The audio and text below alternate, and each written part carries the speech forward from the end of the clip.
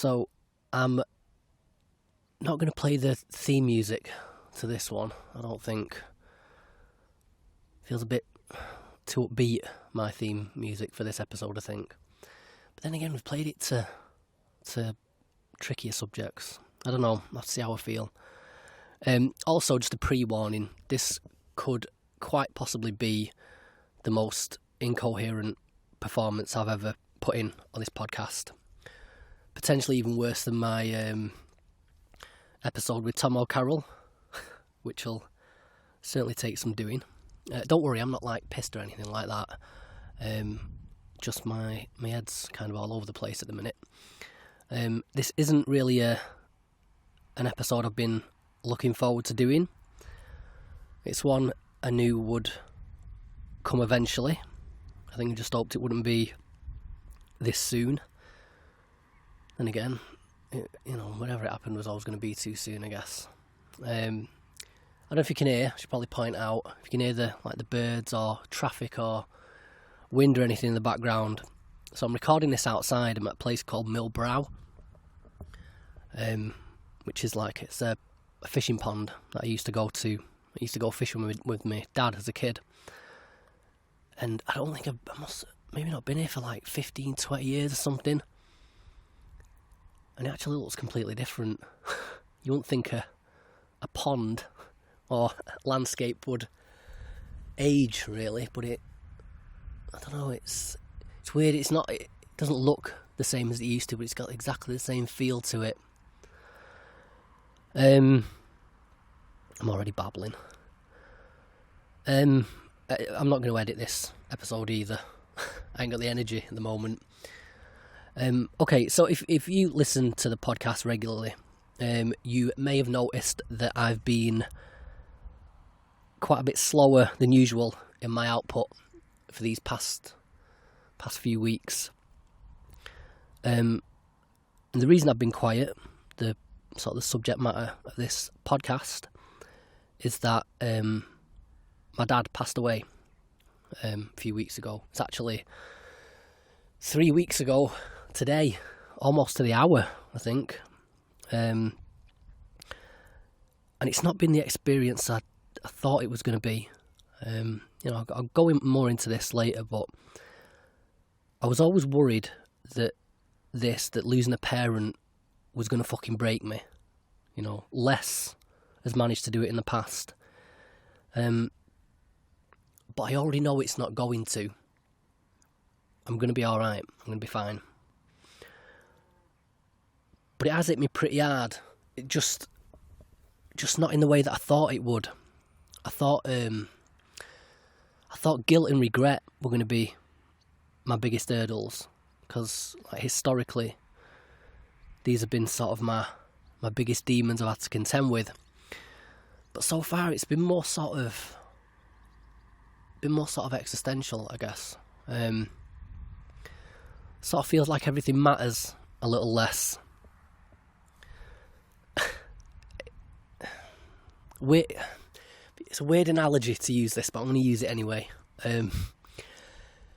It's sort of like, in these TV series like Walking Dead or Dexter. Actually, Dexter's that's my favourite programme of all time. That when they kill off one of the central characters, they killed off Glenn in The Walking Dead, and then in Dexter they killed off Rita, his wife, and it was never the same after that. The fucking programme never recovered after that for me. I loved it anyway, but it was never quite the same. And that's kind of it. That's it, what it feels like. That's what this feels like. It feels like, central characters sort of disappeared, and it's just it feels like it's tainted the whole experience for me. Like life, I mean. Like it's never going to be quite the same. I'm never going to enjoy it quite so much.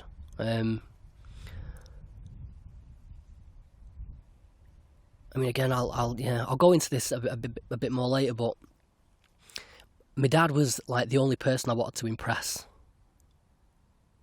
and not in the sort of way that you usually see in movies and stuff, where you've got this shitty dad who sort of talks his his son down and his son's never good enough or anything like that. Not like that. My dad wasn't like that. But it's just because, I don't know, you just look up to your dad, don't you? And I just always wanted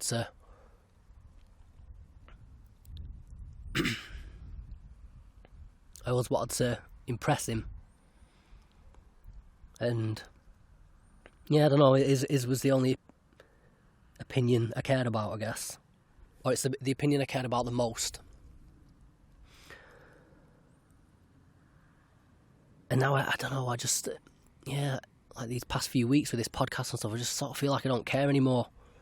I mean, don't worry, it'll pass. I know it'll pass, and I've got people sponsoring me on Patreon now, actually paying me to do this, so I've got a literal duty to get back in the saddle and start producing content. Also, I said this in the Facebook post, like, my dad, he worked from being like 15 all the way till he was forced to retire, about 64, 65 or something like that. Never out of work. Well, apart from once. In all that time, he's only ever unemployed once, and that was because a security firm he was working for back in the 80s laid him off. And he got like so fucking stressed out about it that he came out in hives. So he's like literally had an allergic reaction to being out of work. You know, my dad, that was my dad. My dad was a worker. He was a grafter. And I mean, even when his mum died, I'm pretty sure he just went to work the next day. Just got on with it. So yeah, I can't just fucking shirk my responsibilities. I've got to sort myself out. I've got to crack on. So that's what I'm going to do. Besides, I think these coming months are going to be a good test of some of the philosophies that I like to espouse about, about how to keep your head screwed on, particularly sort of about, one of my big things is doing what's good for you, even when you don't feel like it. Not needing to feel like doing something in order to do it. Emotion follows motion. That's a big one of mine. So I need to practice what I preach. So, why do an episode like this? partly to fill the time, I guess. I'd say since it happened, I've not done anything. Completely shut down. I've got no interviews recorded. Got nothing lined up. Well, I have now, actually. I sent out a few invitations recently. But for that first couple of weeks, I just wasn't doing anything at all. So I need to crack on. And this is the only fucking thing I've got that's going to be content worthy until I start recording interviews again starting next week. I couldn't book anything any sooner. But as well, I think even if I did have an interview recorded, it'd feel weird to sort of publish anything else without acknowledging what's going on with me. And I think, given the nature of what's going on, this podcast being what it is, it'd be weird to just acknowledge it, give it, a bit of a mention, and then just sort of skip over it. This podcast being what it is, it's one of those things I think we need to sort of go a bit deeper into. Grief and like bereavement, whatever, it's a massive contributor to mental health problems. It's, for some people, it's quite literally the worst experience a person can go through. I've got a mate, not anymore. He's not my friend anymore. Lost touch. But I used to have a mate who, when he lost his father, he started drinking prescription drugs and all that, and his life just completely went to shit. And he had other shit going on, like he was bullied at school and like unstable family environment and all that. His dad had been divorced from his mum and sort of lived on his own. But his dad was like his anchor to normality and sort of the only one he felt close to, I think. And then losing his dad just fucking completely destroyed him. He's never come back from it.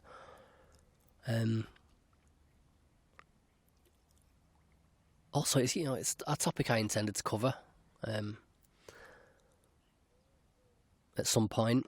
So what better time to get into it than when I'm in the thick of it, I suppose. I'm not doing it to be sort of sensationalist, I'm like exploiting the situation. You got to be careful sort of living your life like a fucking open wound when you're doing this content creation gig. I've always been open about my situation, but I'm only open to the extent that I feel like it's educational. I'm not into agony porn. And I think this episode might be educational to the extent that grief's one of the it's the one experience that all but the unluckiest of us, ironically, is going to experience eventually. It's universal. So a lot of the other topics we talk about, like anorexia, bipolar, then they're not universal experiences, but grief is, if you're lucky. But it's also it's also a really subjective experience, depending on the relationship we had with the person who's died. I think one of the hardest aspects of bereavement to deal with is like the range of emotions that it throws up. Like when I was dealing with like depression, anxiety, what have you, there's a consistency to it, and like a consistency to the emotions. But this is completely fucking different. In like the space of a day, you can go from deep grieving to reminiscing, smiling, laughing, then feeling regretful, bitter, angry, grateful, all sorts. Fucking weird, man. And I think this could probably lead a lot of people to asking whether the sort of dealing with it in the right way, which I guess can be upsetting in itself. It has been for me.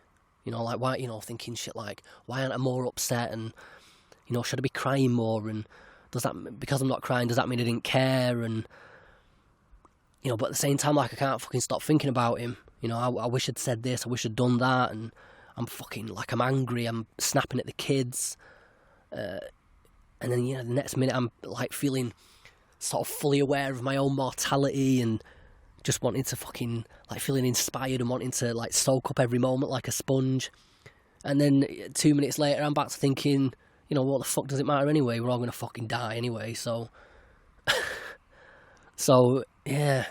I just feel like if I can sort of articulate just how fucking bizarre and confusing and upsetting the experience has been for me, that, maybe it'll prove helpful to other people out there who are either, going through the same thing right now or, at some point in the future, which, yeah, we all inevitably will do.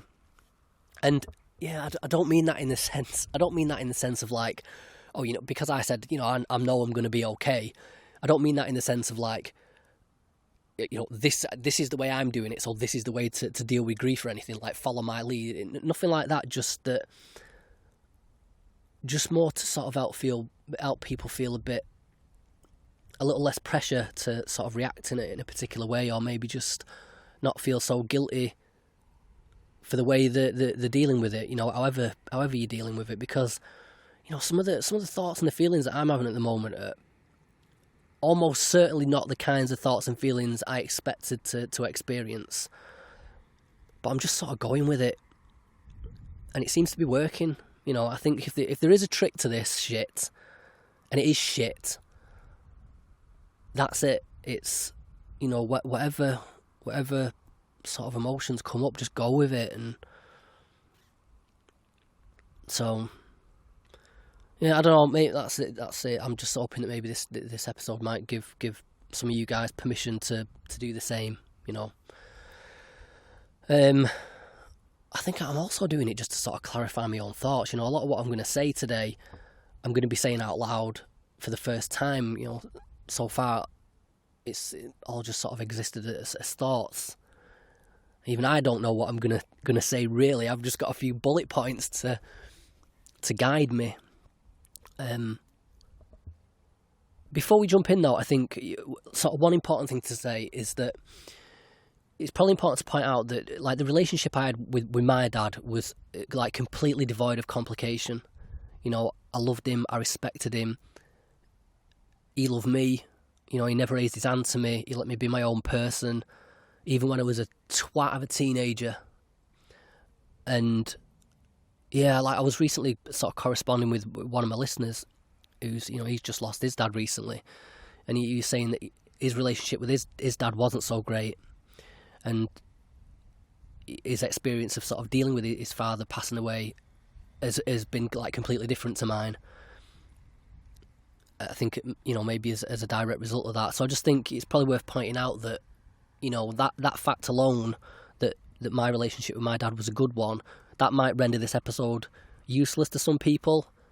I don't know, maybe not. You'll have to let me know, I guess. I'm not gonna give you like this isn't gonna be like a biography of David Whittaker, of my dad. You know, I'm not gonna do that. There's no point. You didn't know him. It's irrelevant, I suppose. And I'm not gonna do it like this. Isn't gonna be a eulogy to him. Again, pointless. What I'm going to do is I'm just going to sort of give you a little bit of like a history of his illness, just for context, and then I'm just going to sort of walk you through this acute period of bereavement that I'm sort of going through now, and the 2 or 3 weeks following his death. Also, I'm not gonna. The other thing I'm not going to do, I'm not going to get into the whole bereavement versus depression issue thing at the minute. I'm going to interview somebody on that a bit further down the road, but yeah, basically, I mean, if you went through a depression checklist at the moment, I qualify as clinically depressed.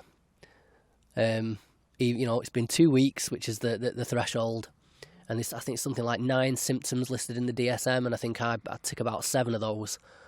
So I'm technically clinically depressed now, you know, ready to be medicated up and all that, which just strikes me as fucking ridiculous, if I'm honest. And I'm probably not in the best frame of mind to be talking about that shit. So, fucking hell, did you hear that? That's a big ass fish flapping about in the water there. My dad would have loved one of them, catching one of them bastards. Never did.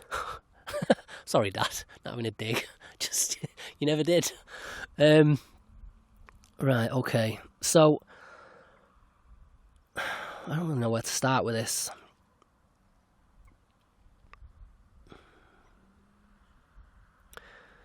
So my dad, he suffered with something called myotonic dystrophy, which is it's a form of muscular dystrophy. It's like a muscle wasting disease, and it basically just, your muscles just waste away and get weaker and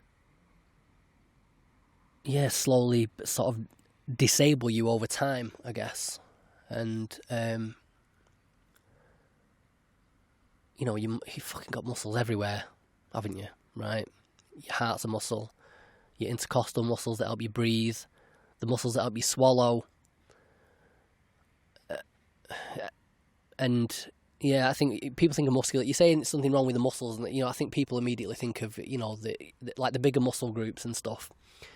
That wasn't what sort of affected me, Dad. It was more like it was the smaller muscles, the peripheral muscles, like your hands and feet and your face, and like say you're swallowing and breathing and things like that.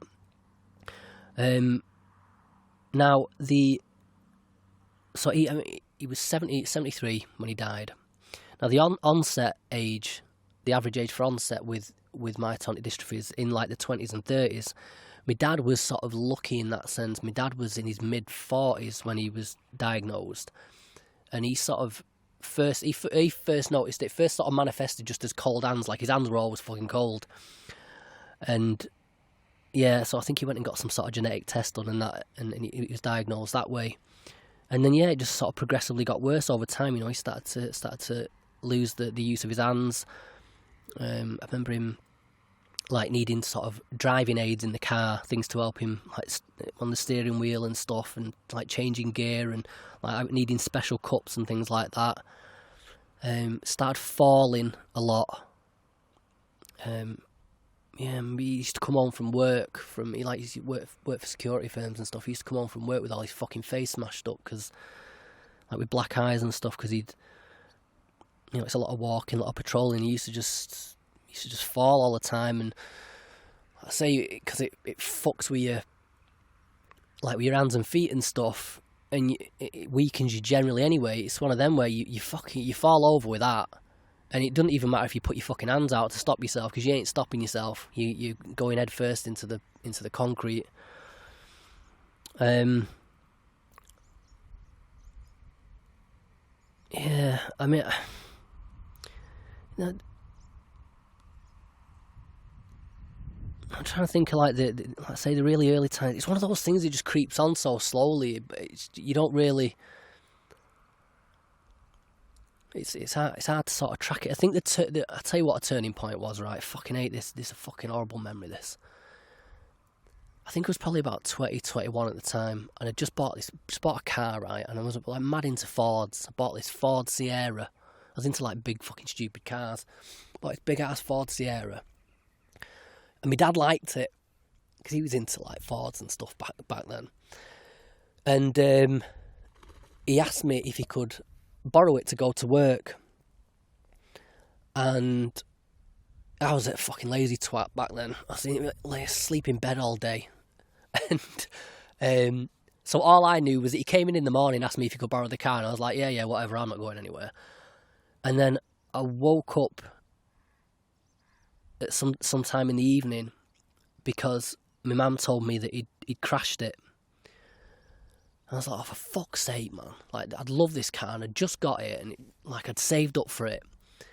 And I went downstairs, and my dad was sat on the settee, and he looked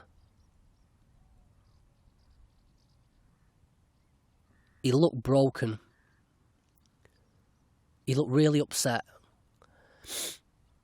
And me, fucking arrogant little cunt,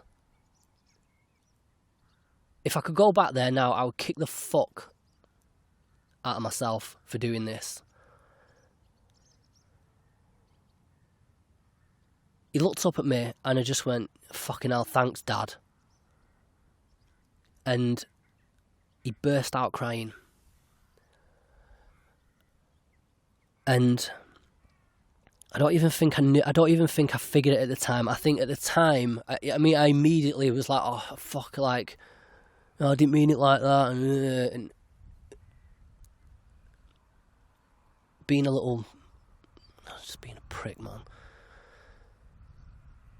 But yeah, I tried to console him, but it's only looking back, right? Looking back, I figured that I think that's when it hit him. Like that incident, him crashing the car, it's because of his hands. And I think that was the moment that he realised that shit, this is getting serious. Like his ability to do things is slowly being taken away from him. That was the point at which he realised, and I didn't know at the time.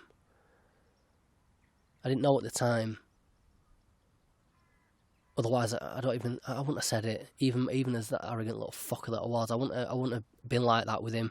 But it eats away at me, that memory. I fucking hate that I said that to him. I remember the first time seeing him fall. Like I just said to you then, I remember he come home from his job, and he was just walking down the driveway, and he was going to close the gates at the end of the end of the drive, and he fell. But at this point, he couldn't even like raise his hands quickly enough to put them out in front of him. So it was literally like he just tripped and fell flat on his fucking face on the concrete. And I remember after seeing that, and that'd be a couple of years after like what happened with the car. And I remember after seeing that, I'd never seen him fall. I'd just seen the damage afterwards. But after seeing him fall, I started to become like really protective of him. I remember when he was like doing security at the like the town hall in Stockport on Fridays and Saturday nights, because like the town hall used to open, everyone used to go get pissed there. They had a bar there or whatever. I used to turn up to the town hall on Fridays and Saturday nights to sort of guard him, because I was worried that, because he was working security there, he was going to be dealing with, like, well, he wasn't working security at that time. He was just sort of dealing with the cars in the car park, because obviously I'm not going to be a security guard. But I was always worried that people were going to be like fucking arrogant with him, or like cocky little shits or whatever. So I'd always used to hang around him at the weekends. I was like a little rabid dog. Used to sort of, used to stand with him in that little booth talking, and just fucking mean mugging everyone, like anyone all these pissheads that came up to the little kiosk that he was in, just sort of, wanting him to get the fuck away from my dad, sort of thing. And I'm only mentioning this because it was like it's sort of when like the dynamic between us started to change. He's my dad, and he'd always protected me. And then there was a point when I was like in my late teens and stuff, before his illness had really kicked in, that we were sort of equals. And then, after all this started kicking in, I sort of, I became his protector. It fell upon me then. I was the man of the house, I guess. And I slowly got worse. He completely lost the ability to drive. He had to be driven about, and he fucking loved driving. That was more of his freedom gone. Then he couldn't get upstairs anymore, so he had to move out, go live in a ground floor flat, and a walking stick. That was the next thing. Then he was then buggy, one of them sort of motorised buggies when he couldn't really walk. He could walk, but not very far, and he was a fucking nightmare on that thing, I tell you. Fucking road dog. They didn't give a fuck. He used to back into any. It had like it's like a delivery truck. You just put the thing in reverse, and it had like an alarm on it that let you know. But you fucking needed it, because he didn't give a fuck. He didn't even look behind him. He didn't. He'd shove that thing in reverse and just fucking start going, and to hell with anyone that was behind him. And then, one of the more fucked up sort of symptoms was losing the ability to cough, which you wouldn't think that was a big thing, right? But without that, it's, he's constantly getting chest infections, can't clear his throat, struggling to speak. Sort of risk choking on food and things like that. I remember because of that, the not just not being able to cough and getting chest infections, but like your muscles that help you swallow as well, they were going to shit. So then they tried sticking him on a feeding tube. At one point, he wasn't having any of that. They said there was a risk that that was gonna give him like a keep eating food, because what happens with it is when you eat food, or especially like with liquids, it leaked into his lungs. Like, I don't know what the mechanism is, that whatever closes your lungs when you swallow food, well, that didn't fucking work on him, did it? So there was always food and drink leaking into his lungs and stuff, and that caused chest infections. And they said to him, you're going to eventually get pneumonia, and that could kill you, or you could choke to death. But he didn't give a fuck. Wasn't going to take food away from him. Speech got worse. Muscles around your mouth that enable you to sort of enunciate your words and stuff. Like, understanding my dad really became a skill towards the end. You really had to listen to what he was saying, and most people just couldn't fucking understand him at all. You needed practice to understand what he was saying towards the end. And then these past few months, it got so bad that he was in like a wheelchair, pretty much permanently, electric wheelchair. I always remember being on fucking, like, the one thing that was, whenever he wasn't like confined to a wheelchair permanently, but it was the case where he could only sort of like stand up to move from the chair to his bed, or move from his chair to like the dinner table or whatever. And every time he stood up, man, you're just always on fucking edge. Every time he stood up, the rest of the room stood up, you know, because someone's getting ready to catch him fucking falling. I remember having to like say to my mum, like, we've just, you know, I've got a little girl now, Hope, and, you know, from her being like a baby crawling on the floor, and like she's only like, I don't know, 15 months or something now. Whenever she was around my dad, you have to, you know, as soon as my dad went to stand up, it was like, fucking get the baby away from him, because, you know, if he fucking fell on, it's horrible, but, you know, if he fell on a 15-month-old and he was like fucking 15, 16 stone or something, they fucking popped her off and all. So, I don't know.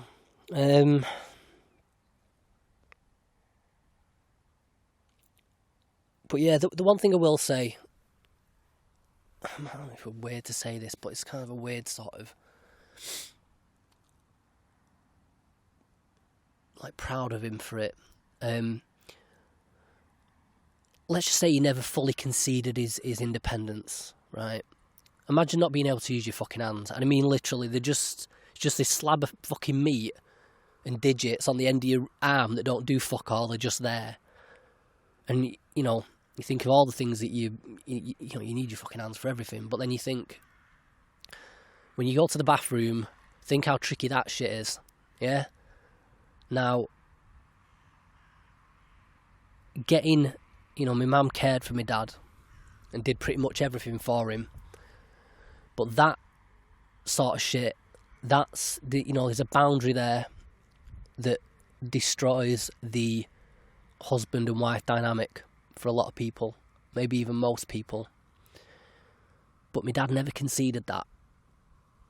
And I completely understand why. And I remember he'd fucking... Put it this way, he'd take... My dad could be in the bathroom for upwards of an hour. And it sounds graphic and weird to talk about this, but you know, you imagine the difficulty you're going to have doing that. But you weren't handing that over to anybody else. And I think, yeah, that little gesture alone is made things a lot easier for my mum to deal with, I think. Anyway, so, you know, what happened? So, Thursday night, so it's 3 weeks ago on a Saturday. So the Thursday before the Saturday, my mum rings me at like 10 o'clock at night. And you always sort of fucking...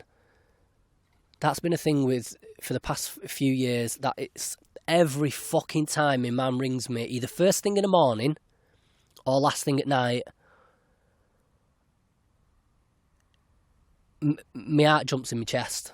Because the first thing you think, I look at my phone and it says mum, and the first thing you think is, oh fucking hell, what's up with my dad? Anyway, so yeah, she rings, said my dad's fallen, he's hit his head and he's vomiting. So we've called an ambulance. Now he's never had done it that bad before. You know, he falls, whatever. We go round, he's got a few bruises, we fucking pick him up off the floor, get him in bed or in his chair or whatever, and it's dealt with. But as soon as she said he's vomiting, it was like, oh, for fuck's sake, here we go. And I don't know if it's just retrospectively, I just felt like, I don't know, I just knew something was different this time. I don't know. Anyway, so, you know, I turn around and turn up to the flat, sorry. And he's lay on the floor in his bedroom and he's puke everywhere and fucking blood pouring out of his head. And a guy called Adam, my mum dad's next door neighbour, really nice guy. He's a guy in his like mid-40s, lives on his own. He's sort of become like a surrogate son to my mum and dad. And he was already there, sort of taking care of my dad, and he'd rang the ambulance and what have you. And fucking 2 hours it took the ambulance to get there. Imagine that, yeah. You ring an ambulance. Say a 73-year-old man with muscular dystrophy has fallen, he's twatted his fucking head, bleeding everywhere, and he's puking everywhere because of the head injury. Fucking 2 hours to turn up. And anyway, so they come round and they sort of patch him up, but I think they wanted him to stay at home, but they have like this checklist and for self-care, but he failed it because of the vomiting. And so, you know, take him into hospital. I go to hospital with him. He gets a CT scan for his head. Tells us it's a 45-minute wait. Right, we're at 6 hours fucking later. We're there. Like 5 o'clock in the morning or something it was. Before we got the results. I don't know. This is socialised healthcare for you. I'm not going down that fucking road in this episode.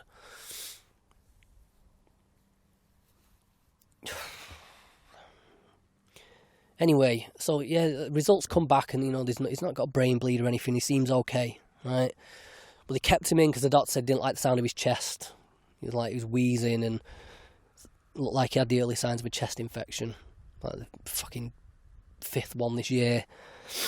So like fine, stick him on antibiotics. You know, he's nil by mouth.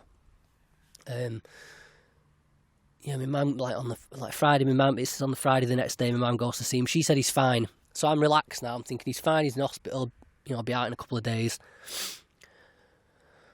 Yeah, that day I think I went to pick Leanne up from work and we need to do a bit of shopping. Because it was her dad's birthday, so we go do a bit of shopping. And we end up getting stuck in traffic. I was dropping her off at a parent's house. And I can't remember what time it was, but basically the visiting time finished in like 30 minutes. So we're stuck in traffic. I'm trying to get to my dad to go see him. Visiting hours finished in 30 minutes. I'm 40 minutes away. So fucking bombed it down the motorway. Easily, probably topping 100 miles an hour. Which, again, like retrospectively, I don't know if this is all just sort of coincidence, but I was fucking desperate to get there. Even though my mum had rang me and said he was fine and I was feeling relaxed about it, there was a desperation in me to get there and to see him. And anyway, so yeah, cane it down the motorway, and I get there with like 5 minutes to spare.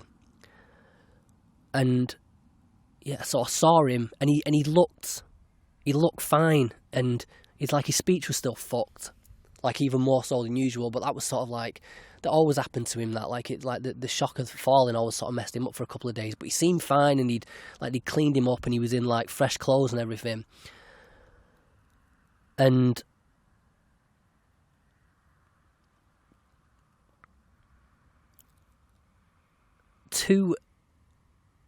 again, I don't know if this is just all fucking superstitious shite. But 2 weird things happened when I got there.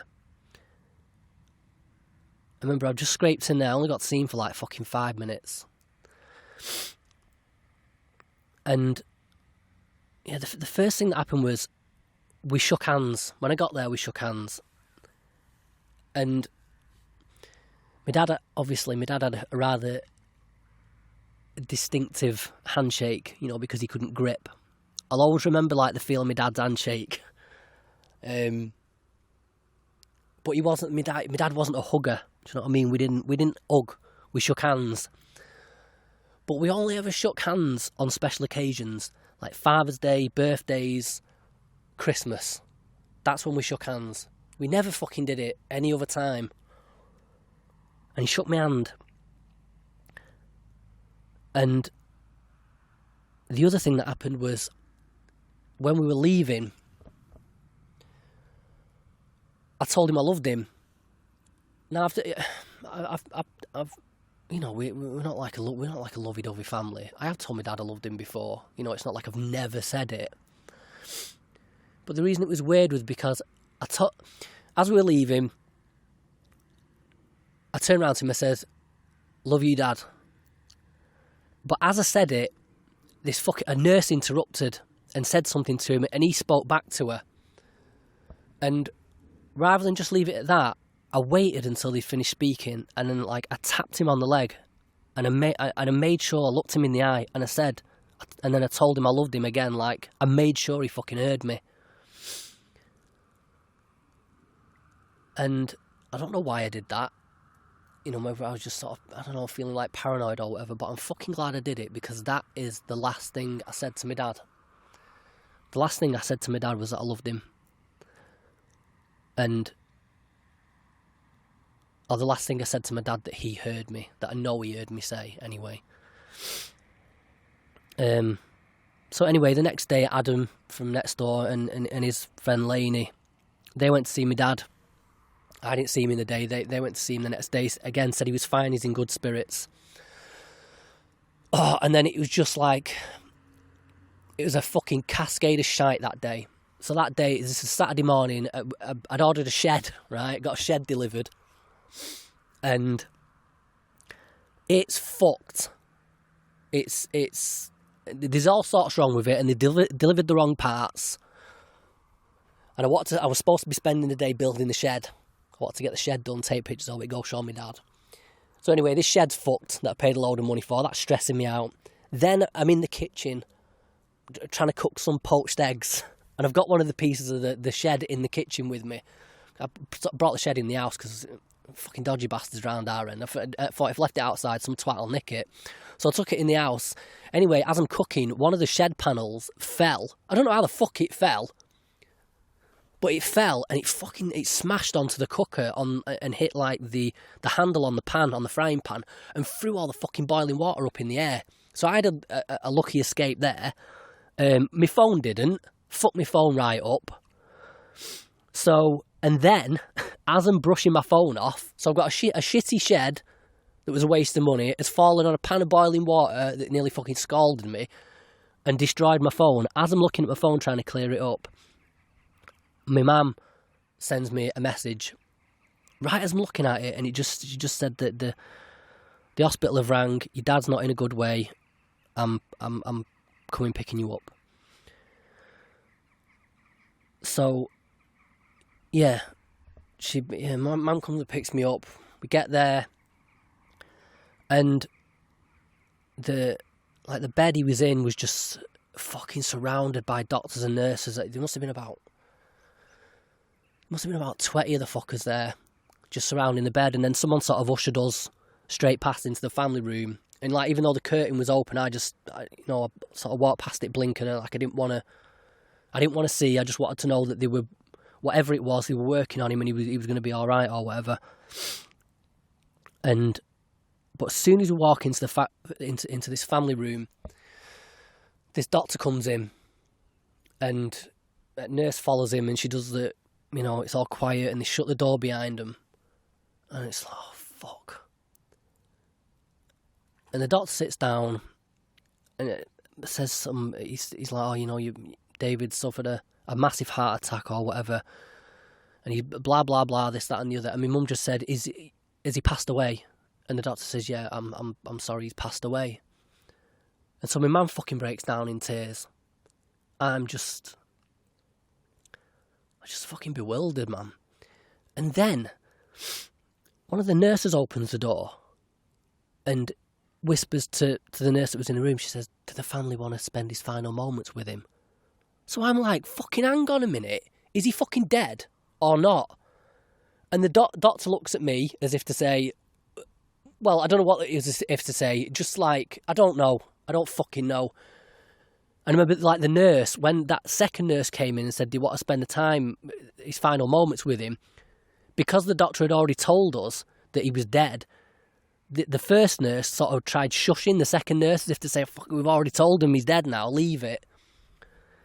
Again, socialised fucking healthcare, this.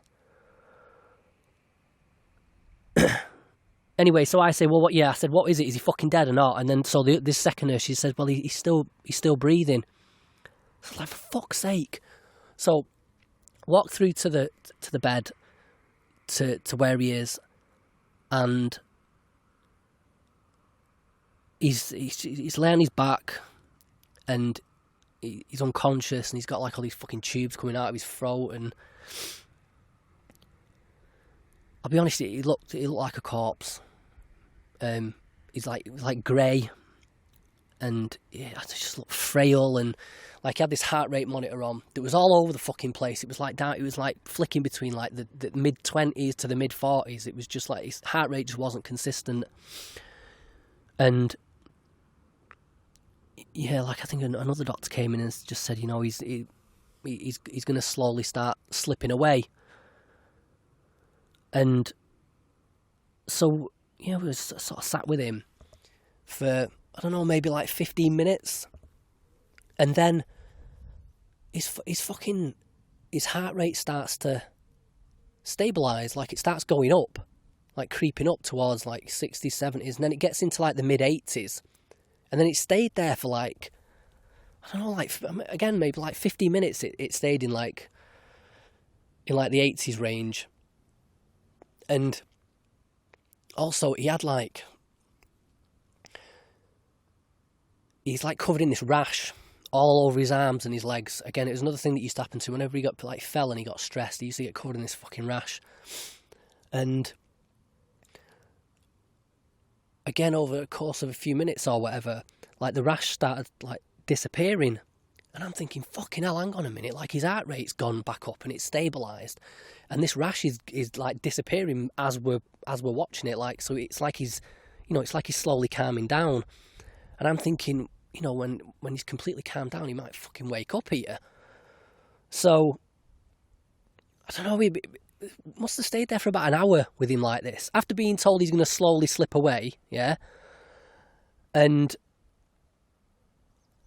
yeah, then another fucking doctor comes in and says, I point out to him, I says, his heart rate stabilised, and, you know, and it was like a bit of colour had come back in him as well. And the doctor's like, oh, you know, that's a good sign. I'm thinking, fucking get in, like, hey up. After, you know, I remember I was saying to my dad, I was like, fucking hell, come on, Dad, you got to wake up now, because this is a brilliant story. Like, my dad would fucking love that story. They fucking pronounced him dead, and he wakes up an hour later. And, but yeah, I'm starting to think these don't know what they're fucking talking about, this lot. This is the same hospital, right? Yeah, that my nana, my mum's mum, went into this hospital with a leg infection, right? Just a leg infection, right? Then when she was in there, one of the fucking nurses let her fall in the shower. Next time I saw her, I think she like cracked her fucking head on the floor or something like that. Covered in bruises, looked like she'd been hit by a fucking train, and then died a couple of days later. Same hospital, yeah, that I mentioned this a couple of episodes ago. My uncle went there because his throat was bothering him. They found a tumour in his throat, said it was incurable cancer, yeah, told him go get your affairs in order and all that, and he did. He went and told everyone he's going to be fucking dead in 6 months, his kids and everything. Then went and got a second opinion at a different hospital, and they were like, it's fine, we'll take it out, you'll be fine. They've taken this tumour out, he's had 2 weeks of chemo. Fine, now wrong with him. It's becoming a fucking becoming a running joke in this family that if you get sick, the last place you want to fucking end up is in hospital.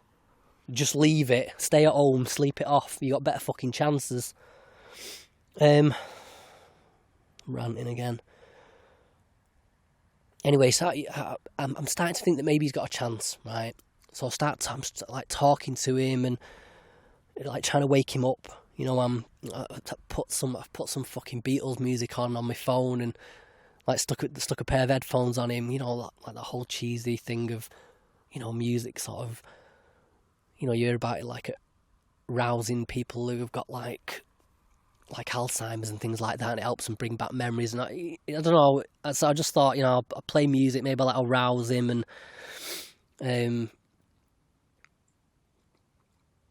yeah, my mum's bargaining with him. You know, she's saying, oh, come on, David, fucking, you know, wake up. I know I have a go at you sometimes, but I'm sorry. And, you know, if you just wake up, I'll wait on your hand and foot. I'll do whatever you want. And I remember one of the things he'd said, like, a couple of weeks before this had happened, he said that he'd had this dream, right? So back garden in our house has been fucked for years. So I live in the house that my parents used to own, and the back garden has been fucked in that place for years. And I've just done it up recently. Like I've flattened it all out and turfed it and everything. We finally got like a nice garden like for the kids to play in. And my dad said he'd had a dream about watching the kids play in the garden in the sun. And when he'd mentioned this, I don't know, it just like, I was like, oh, it's such a fucking... It was just a nice image for me. Like, my dad would go back to his old house and see his garden that used to be fucked, all nice and done up, and he'd get to watch his grandkids play and stuff like that. But the problem is, because he's in a wheelchair, like, the front garden's knackered as well. It's like all rubble. There was no way to get him in there. You know, he couldn't walk over it, and it's bad enough that you literally couldn't get like the chair over it either. But I'm bargaining with him as well. I'm saying, "Come on, Dad, like fucking, like you wake up and I'll make it happen. Like that dream you had, I'll make it happen. We'll fucking do whatever it takes. You know, we'll get you in the garden, we'll get you watching the kids, and yeah, man." And yeah, it's pathetic, but I was really believing that shit like this was actually gonna wake him up. And anyway, so yeah, and so Leanne's still at her parents', and she don't know what's going on at this point. All I've told her is that my dad had taken a bad turn, and we'd had to like go to the hospital or whatever. And so I get a text off her, and I tell her it's not looking good. She's asked me if I want her there, and I was sort of indifferent. I didn't know if my dad wanted her to see him that way. And I don't need people around me like during stressful times. I prefer to go through shit on my own, like do things alone.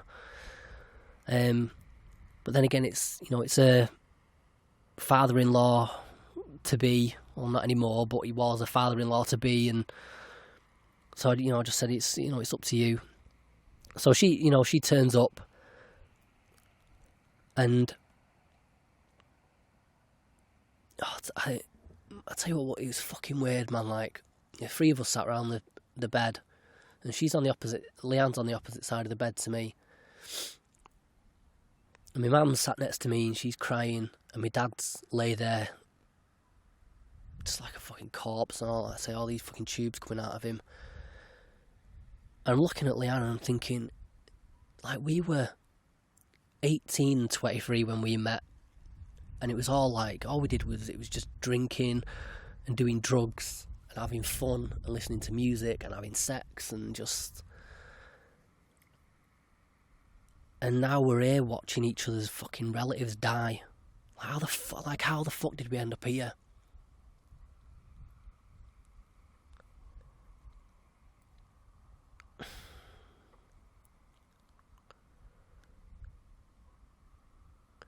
Anyway, then the nurses come in and start mithering about taking this tube out of my dad's throat, and they say it's for comfort, make him feel more comfortable. And again, I'm like, you said he's gone. You told me he's gone. He's gone. So what the fuck does a tube matter? Told him leave it. He's fine. Then they came in again, like about an half hour later, mithering again, wanting to take the tube out for comfort. I'm like, no. You said he's fucking unconscious, so he's not uncomfortable. So just leave it. Then he brought a doctor in. He starts mithering about comfort. And then he's got his nurse coming in, backing him up, and she's like, if it was my dad, I'd do it, and all this shite. Then another doctor comes in, and you talk about fucking putting the pressure on. I said, is this tube helping him breathe? Because if it is, if that tube's helping him breathe, you're asking me for permission to suffocate him. And the doctor's like, no, he's breathing for himself. And then he says, no, he's breathing for himself. But I will just add, if we take the tube out and he passes away soon after, that's purely coincidence. How about that? That's verbatim what that doctor said. And I'm going to be honest, right? I think they just wanted the fucking bed empty. I really believe that, right? I don't think they were trying to pop him off, right? Looking back, he wasn't ever going to wake up again. Yeah, that was just us sort of clinging on to hope or whatever. But yeah, I don't think that removing the breathing tube brought about anything that wasn't going to happen anyway. But the amount of mithering they did about fucking taking it out, just constantly, it was just, it's just fucked up, man. And you know, some people will think, well, you know, if he's gonna fucking die anyway, what does it matter? But I don't know, I just feel like I've got to live with that little niggling bit of doubt for the rest of my life now that, you know, maybe, I don't know, maybe, you know, maybe it was my decision that killed him. You know, people make unexpected recoveries all the time, and this is, you know, this is the hospital that can't tell the fucking difference between terminal inoperable cancer and easily treatable cancer. So, yeah, so when, you know, you've got people like that telling you that someone's not going to wake up, it's like, well, how fucking accurate is your prognosis? You know, maybe there is a chance.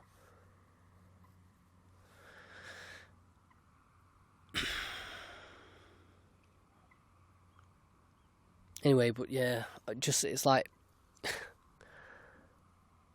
just when I'm starting to get me back up with them, and like the more they're sort of pressurising me to make this decision, the more I'm sort of pushing back against it. Then I start to feel like, fuck, like, what if we wait and he does wake up, but he's fucking brain damaged or something? Like, he's even worse than he was before, because that'd be the fucking last thing he'd want. And so it's like, fucking hell, it's like, it's really, then it's, I don't know, just like a weird flip of a coin then.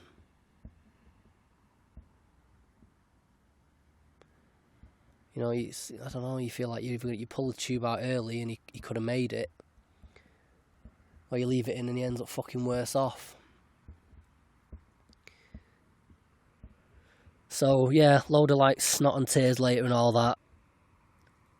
Give him the go ahead, because, you know, what am I going to do? I'm going to fucking John Q the hospital, hold him to ransom.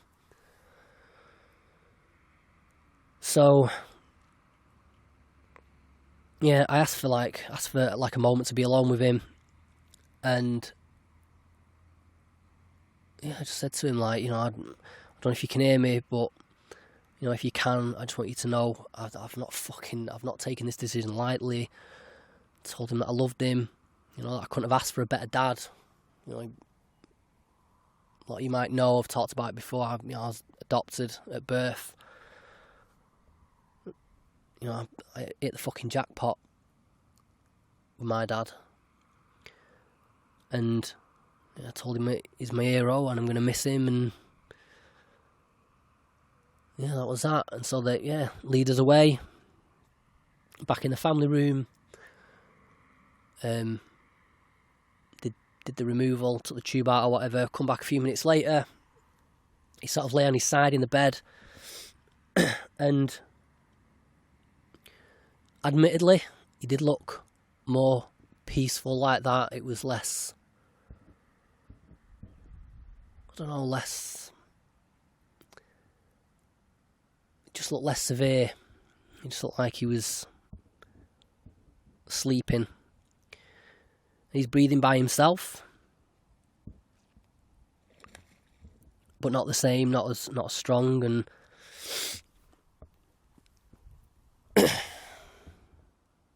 yeah, it's like, this is it, man. This is, I'm gonna sit here now and I'm gonna watch my dad die, and that's what we did. like, I don't know, say over the course of like 10 minutes, something, his breathing just got less and less frequent. It's like, like 30 seconds apart, a minute apart, and then like a couple of minutes apart, and then I remember we just all sort of sat around in silence watching him, and he'd not breathed, and it was like, fucking hell, he's gone. But yeah, sort of staring at him, and then he, like after something like mad, like 5 minutes or something, he took one last breath, and it was like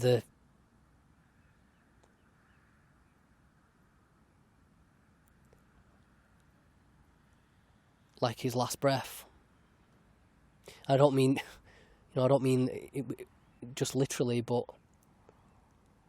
I don't know. It's like he knew. I don't know, man. I don't know about all this, let's say, superstitious shit, but it sounded like a last breath. And yeah, that was it. He's gone. And then we just sort of sat there staring at him for, I don't know, maybe half an hour. Just sat there staring, just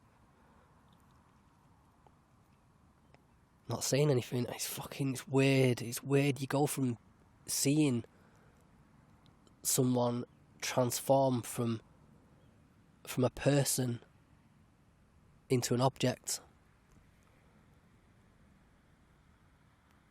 which sounds horrible, but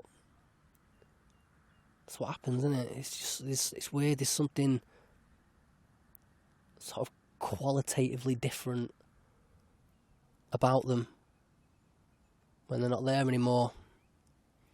Like I say, not just the breathing. It's weird. You can feel it. You can feel they're not there anymore, and I don't know, man. And then we just, yeah, you pack up your shit and you leave him there. That's what we did.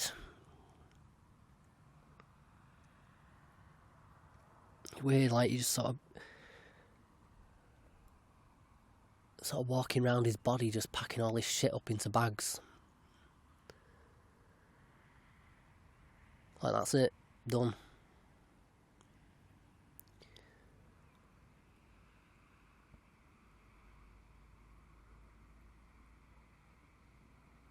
And yeah, that's it. Just, we just walked out. We sort of left him there, which is a weird feeling.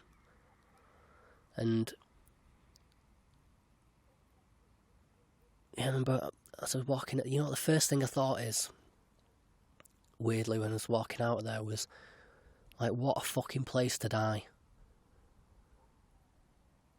Because it wasn't like a private room. It's on a ward with just like the curtains closed, and everyone's sat around chatting, listening to the radio, like the nurses joking, laughing and talking and stuff. Like, the guy in the next bed watching a fucking football match and on his iPad, and it's just weird. It just made me think, I'm not dying in an hospital, man. I'm not doing it. And it's weird as well, like when we walked out of the hospital, it's like a dead nice sunny day. I don't know why that's weird, but it was. I don't know, if it had been, like overcast or raining or whatever, it seemed more suitable, but there's just something, I don't know, just something a bit, it made it more of a shame that it had happened on that day, I guess.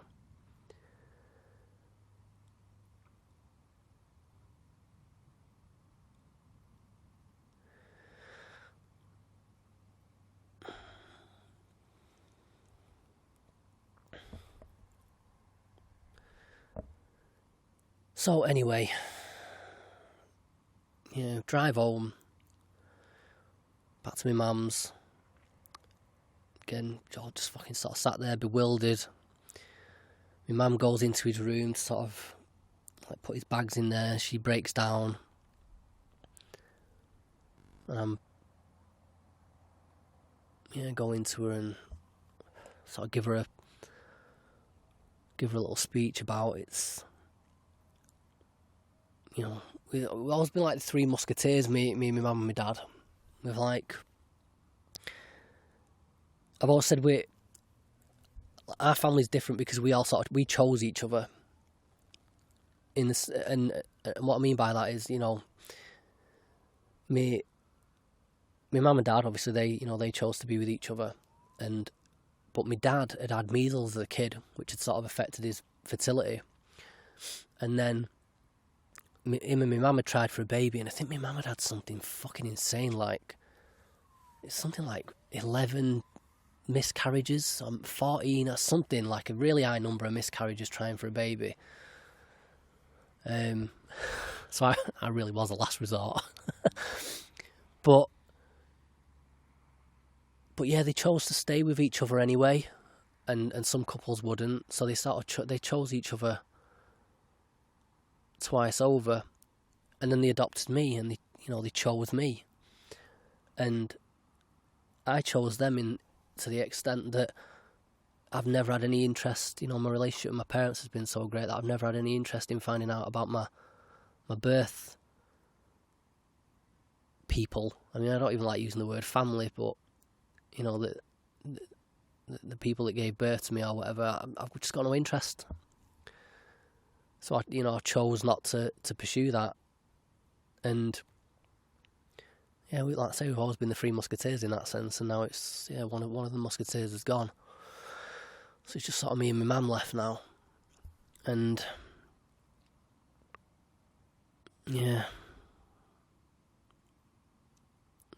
So anyway, my mum and Leanne, they fucking start drinking, go get a glass of wine each. My mum's encouraging me. She's like, have a whiskey. My dad used to like whiskey. 2 fingers of whiskey, that was his thing, which is a fucking shitload, especially if you got big fucking fingers like he did. And I remember saying to my mum, I'm not doing it.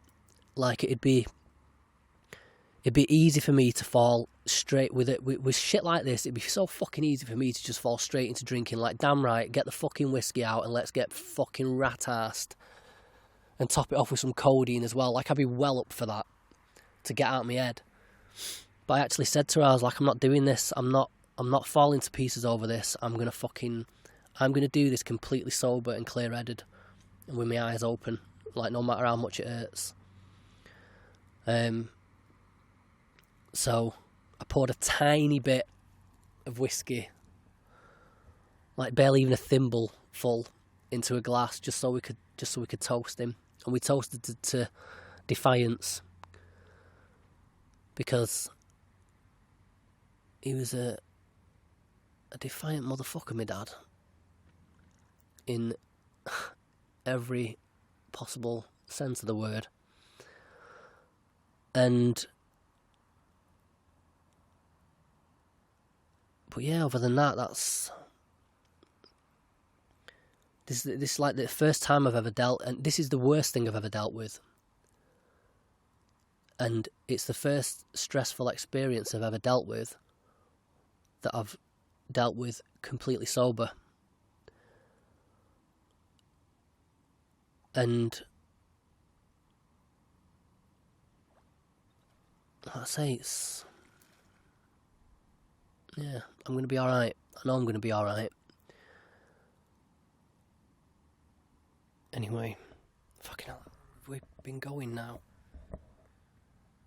Fucking hell, guys, been going more than an hour. I thought I was going to bang through that in about 20 minutes. Anyway, what I'm going to do, I'm just going to sort of... I'll try and be as quick as possible, I think. I'm just going to sort of spend the rest of the time now just sort of running through some of the... Fucking hell.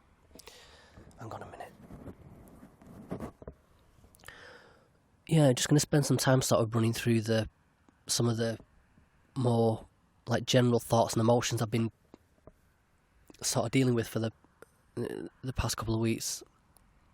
Again, just on the off chance that it's anything that you guys can relate to, either, you know, now or some point in the future. So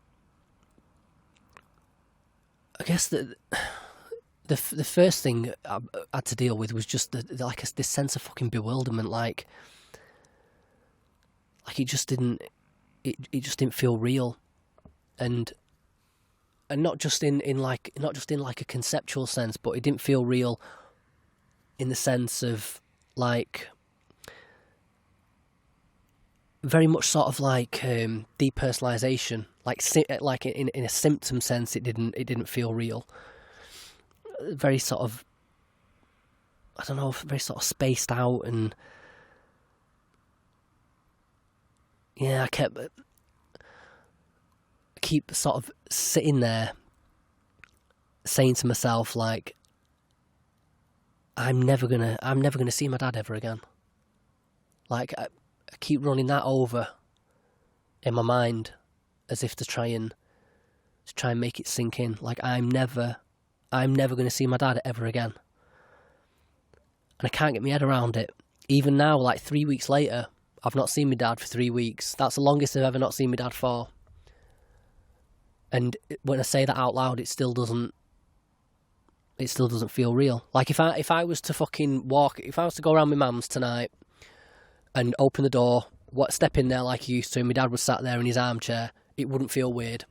I mean, of course it'd feel weird in the sense that he's supposed to be fucking dead, but just to the extent that, you know, it hasn't sunk in yet. And yeah, I'm curious as to what it's going to be like when it finally does.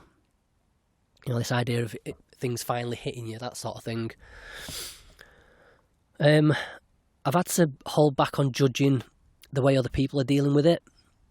So, like the day after, on the Sunday, like Roman had been to Leanne's parents, and Leanne's dad brought him back to my mum's house, and we told Roman, and he like burst out crying, proper, you know, really like guttural sobbing.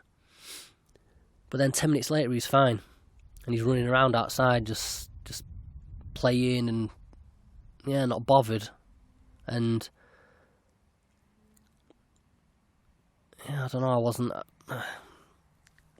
happy about that. You know, I didn't say anything, but I don't know. That pissed me off. And then a couple of minutes later, my mum got like the paddling pool out for Hope. And yeah, I'm sat there on the doorstep of my mum's, and my mum and Leanne and Roman are all sort of playing and laughing and joking. And I was like, you lot are fucking disgusting. And I was really pissed off. It just didn't feel right to be happy, to be just carrying on as usual. Like, my fucking dad's dead, and you're fucking laughing and having fun and shit. Like, what the fuck? But yeah, you can't judge. You know that, like, since then, my mum would be having a real hard time of this if it weren't for the kids. Like, the kids have kept her mind off it. They've given her something to do and a reason to sort of keep her head above the water. Sleep goes to shit, or mine did anyway. So I stayed with for the first week, I stayed at my mum's house to, you know, keep her company. It's first time she's been alone in 50 years. They would have been married at the end of September. You know, first time she's been alone in 50 years.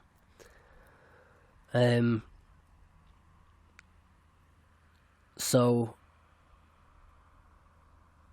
yeah, it's like, I don't know, I was fine. Like, during the day I was fine, but like just sort of cracking on with it. I mean, I was upset and everything, but at night, fucking hell, like, it's as soon as I lay down and it's quiet and it's dark and you've got like no sensory input, like my mind was just sort of fucking flooded with images of my dad and thoughts about him, like racing thoughts, almost like when you have a panic attack, like that extreme. And so I just had to keep getting up. Every night I keep trying. I'd wait till I was knackered. I'd go get in bed, try and sleep, and then it'd fucking happen again. And so, for that first week, honestly, legitimately, the only way I could fall asleep was waiting until 4, 5, 6 o'clock in the morning when I was fucking exhausted. And I just physically couldn't keep my eyes open anymore. And that's the only way I was managing to fall asleep. Complete inability to concentrate at all. Like, I wanted to just try and crack on with the podcast and get stuff done with that. Partly as a way of like taking my mind off it, but like I say, my dad just fucking cracked on with shit, and he would have wanted me to do that. Just get on with it, lad. You got a fucking job to do. But I couldn't do fucking anything. It's like I couldn't string together any sort of coherent thoughts for any length of time. My mind was just all over the place. All over the fucking place. Weird. In a way that I've never experienced before. Again, I'm someone that's had pretty extreme anxiety, which can send your mind in all sorts of crazy directions. But it's weird. It was weird. It wasn't in an anxious sense. It was just in a sense of, let's say, there's no coherence to the train of thought.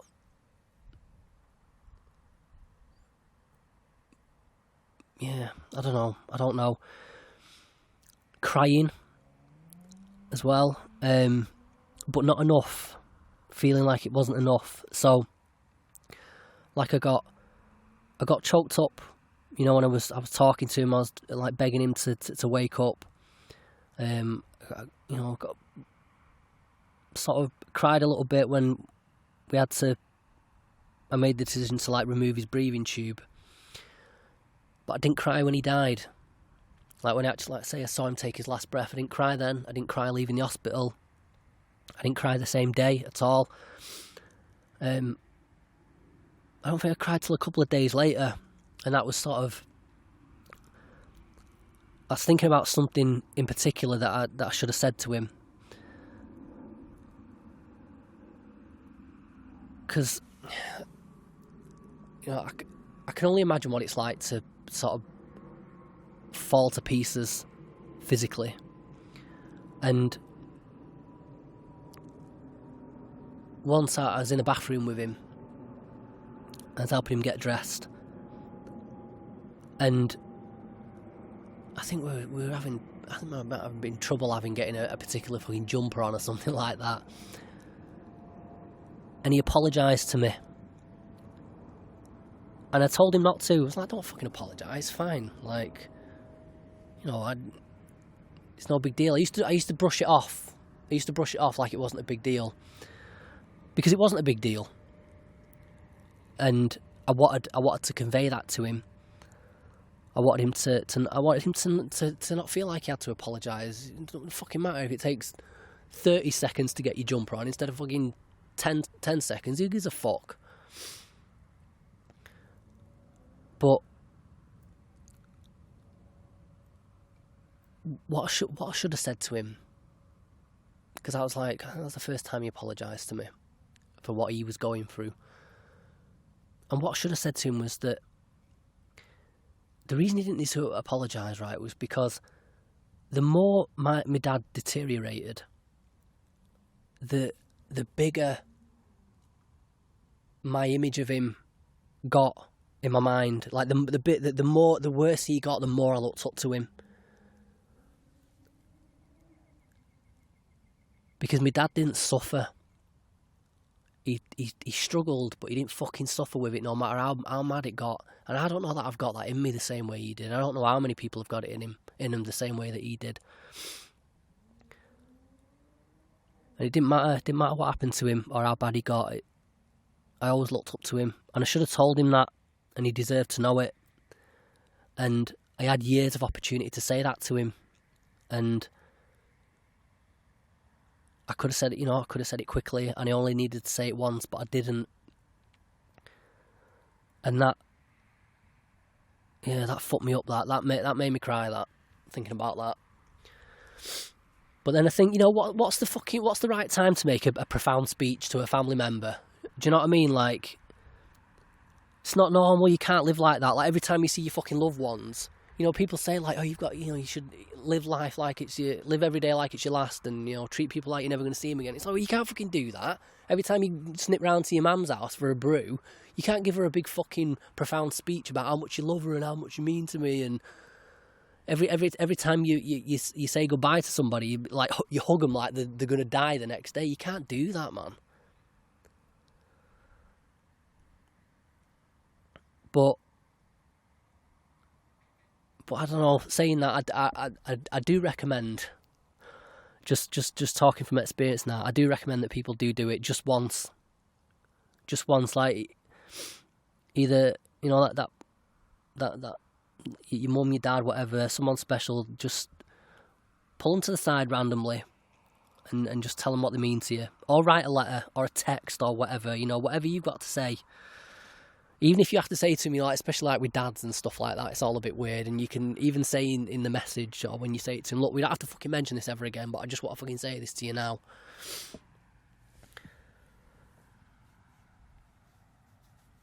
But yeah, but other than that, nothing. Other than that, I've been fine. No crying. And yeah, I cried more. To be honest, I cried more when that time. I think I've spoken about this before. Because I got my parents in debt over my business and stuff, I went round their house one night to sort of apologise after. We'd never really spoken about it. They were cool with it. They didn't give a fuck, but I was like racked with guilt over it. And I went round to apologise over this fucking this money issue, and I broke down like a proper fucking had a breakdown in front of them. And yeah, I don't know, that bothers me a bit. That it's like I cried more about owing my parents money than I've cried about my fucking dad dying. But again, you know, what's the right amount? What's the right amount of crying? Do you know what I mean?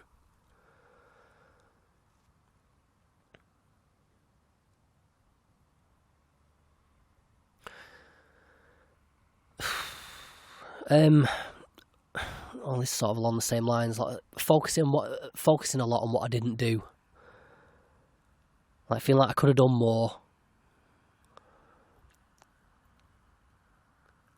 Remembering stupid shit, like, you know, there's been a couple of times when my mum said to me, like, rang me in the week and said, you know, you're going to come and see your dad this week or whatever. And I've been stressed with the kids or whatever. I've been busy and I've been, no, I'll come and do it another time. And it's not like I never went to see my dad and then he's died. I saw him all the time. But focusing on these one or two times fucking 6 months ago when I was like, no, I'll leave it till next week. And sort of letting that fucking eat away at me.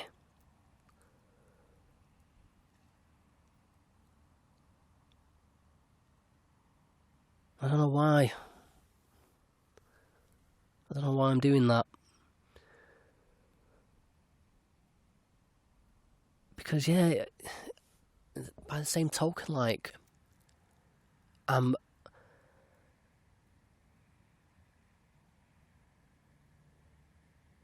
did alright by him. And I fucking know I did. We all did.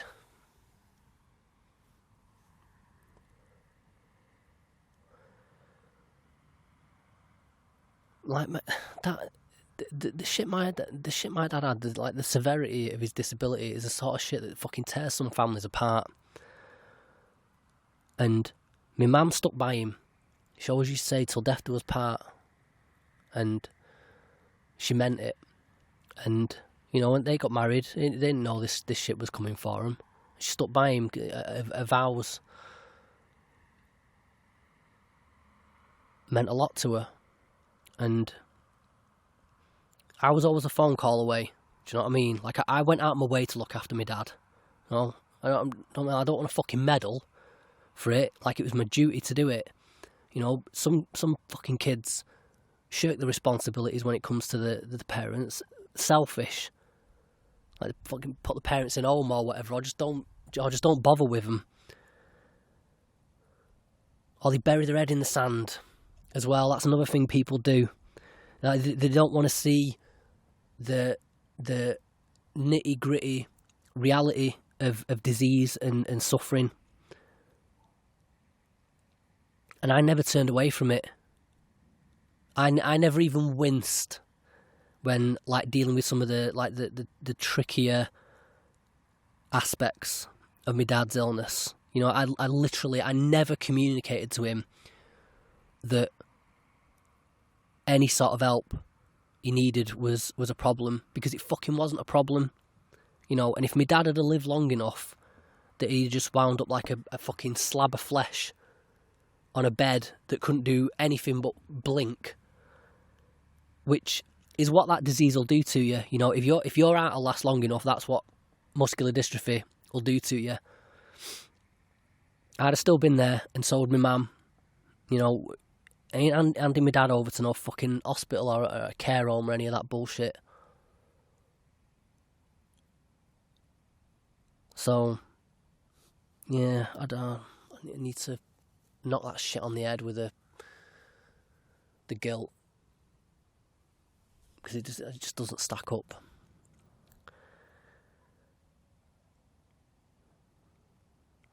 I've been really cynical.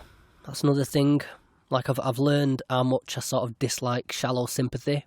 Like, I remember the nurse saying, like, on the way out from, you know, as soon as my dad had died and we were walking out of the hospital, she's like, oh, you know, I'm sorry this has happened. He was a really nice man. I was thinking, shut the fuck up. You didn't know him. And people say they're sorry. Oh, I'm so sorry to hear that. It's like, you're not sorry. And not that people should be. They didn't know him, but just don't say it. And again, I don't know if that's just me being an arsey little fucker at the moment, but I don't know. That's sort of how I feel about it. Like, people asking to come pay the respects, like with his funeral or whatever, and it's like, you can't pay your fucking respects to someone who's dead. Yeah, they're dead. So that's not respect. That's either guilt or duty or like a sense of obligation, but it's not respect. Yeah, like my nana's funeral, right? Fucking loads of people there at my nan's funeral. Her house, when she was alive, her house was like the family hub. It's like a fucking hive of activity all the time, yeah? You couldn't go around my nan's house and there wasn't already someone there before you, right? When she got ill and her fucking leg was rotting off, right, I was there every day, every single fucking day, looking after her, right? I had a job not far from my nan's house, right? And I'd go get me dinner in the afternoon, sit down in her house, eat my dinner, and then I'd go get my fucking hands covered in pus and whatever the fuck it was, weeping out of her legs, whilst changing the dressing on her legs, which I had to do every day. No fucker else. Well, me and my mum were doing it, but no fucker else bothered with her when she was ill. And then the next time her house was busy was when everyone was round there trying to see what they could fucking forage. Well, yeah, my dad's left everything to me, what little he had. So everyone can fuck off, just in case anyone's wondering if they're due out. And I don't know who's coming to the funeral. I think there's about like 15, maybe 20 people. But even that's like 15 more than should be there.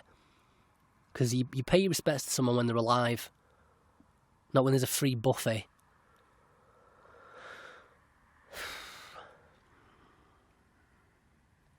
And even, I've got to say, even the funeral means nothing to me. It doesn't, like, is it the funeral directors the other day, like, picking a coffin and flowers and music and all that bollocks. And I'm just like, it means nothing to me, this. He's dead. It don't matter. Like, everything that mattered about my dad mattered when he was here. And, I don't know, all this shit's just silly to me. And the only reason I'm participating is because of my mum. Like, you know, there's a sort of, I think there's a sort of ceremonial importance to my mum. And like, I'm going to be doing a eulogy at the funeral, But even that's just like a Pascal's wager, which is, Pascal's wager is like, it's this philosophical idea that Blaise Pascal is like a physicist or something, and he said that you should, even if you don't believe in God, you should behave as if you believe in God. You should live like a pious life, because then you'll get into heaven. You know, if you're an atheist but you still live a religious life, it's a good payoff. You know, if you're atheist and behave like an atheist, and it turns out there is an heaven, you're fucked.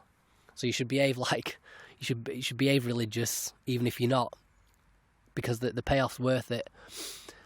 And the only reason I'm doing a eulogy is because, you know, I'm not really religious or spiritual, or I'd be honest, I don't know where the fuck I am with all that. But on the whatever minute % chance there is of some sort of afterlife or whatever, of my dad listening in, that's the only reason I'm doing a eulogy, just in case he's listening, and I want to see him, you know, just in case he's listening, I want to say what he meant to me sort of publicly. But I couldn't give a shit about the actual ceremony or who's there or anything like that. It's just, I don't know. But that's another thing, talking to him. I've been doing that. Like, that.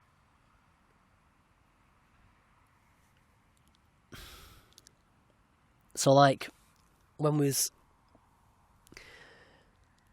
about a week after, I was in the garden, and I was like putting a trampoline up for the kids and stuff, and like these goalposts for Roman. And because that dream he'd had about being in the garden and watching the kids,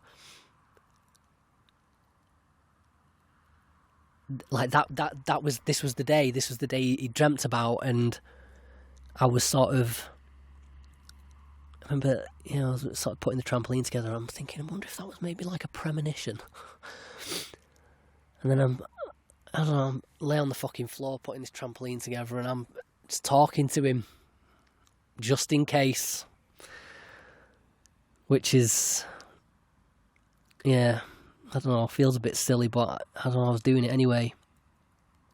I tell you what, it's interesting, just as a little aside on that front. You know, I'm a big believer that you can figure out what someone truly believes, not by what they say, but by the way they behave.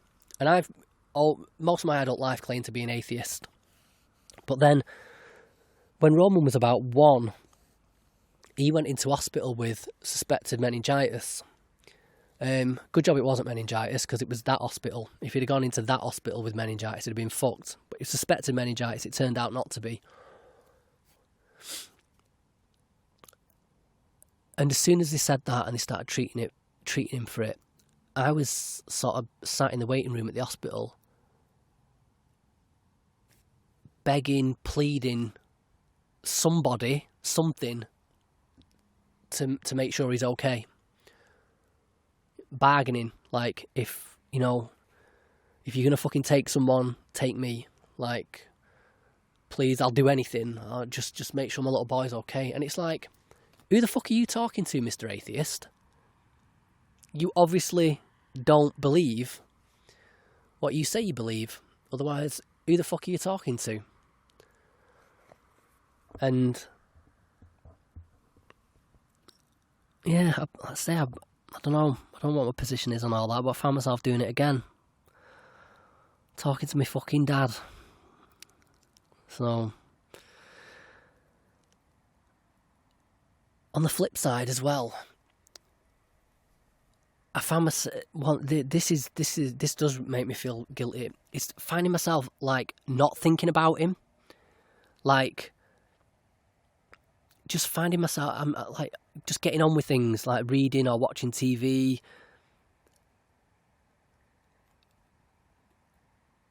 It just sort of feels wrong. Like, I catch myself and I'm like, oh shit, I've just been 2 hours watching a film or whatever, and I've not even thought about my dad once. And the thing that sort of scares me about that is that, you know, like my nana, she's been dead, God, like 15 years now, something like that. 14 years. You know, and I knew my nana all the way to like being in my early 20s. But even her, she's faded from memory. I don't remember much about my nan. And the idea that that's going to happen to my dad, it really upsets me. It really upsets me that I don't want him to fade away like that.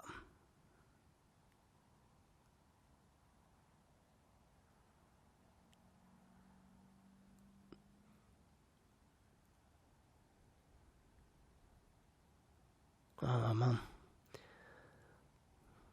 I don't know what to do.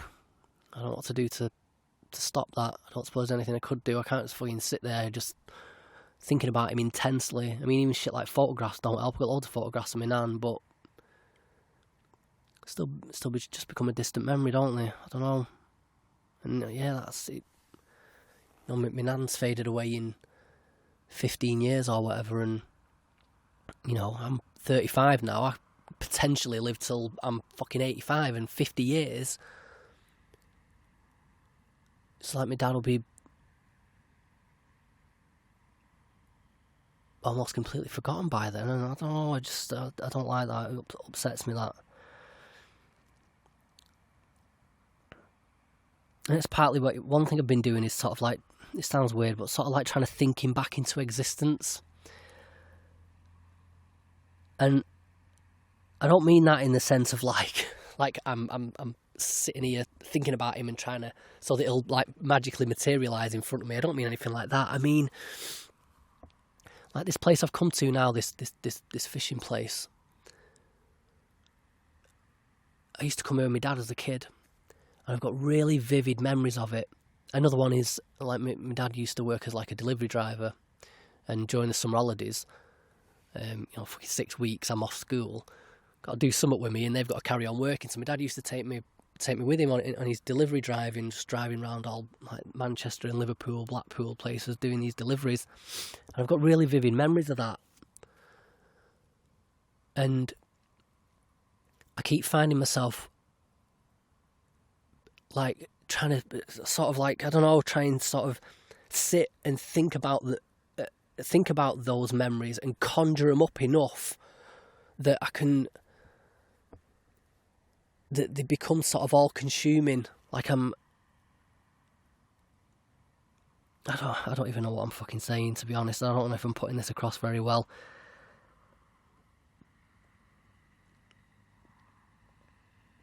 Like I just want that. I don't know. I guess I just want those times back.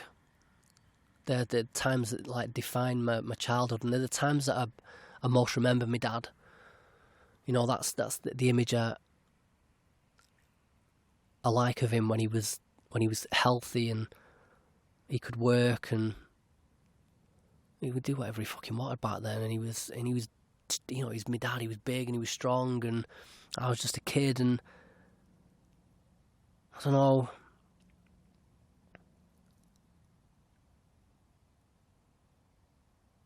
Just trying to conjure up these memories enough to sort of make them real, so I can just sort of like just step inside them just for a minute and relive them. But obviously you can't. But I still keep trying to do it.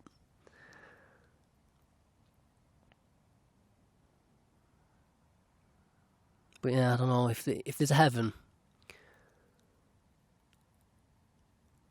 If there is a heaven, it'll consist of those two.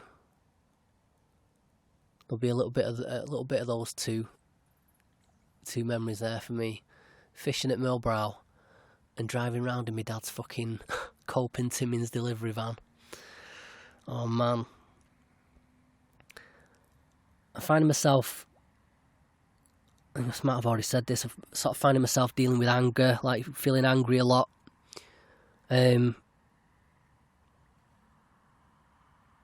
Like I say, in two senses really. In one sense, I'm angry that I'm feeling angry that like my dad was dealt such a fucking shitty hand. I mean, it's a bit of a cliche this, but my dad was a simple man, yeah, and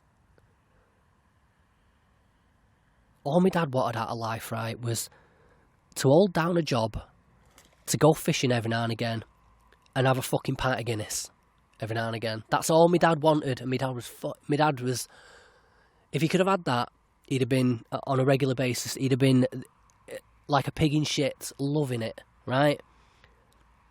But he couldn't even fucking have that.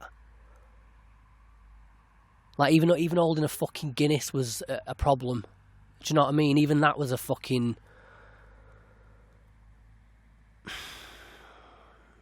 Even that was a chore.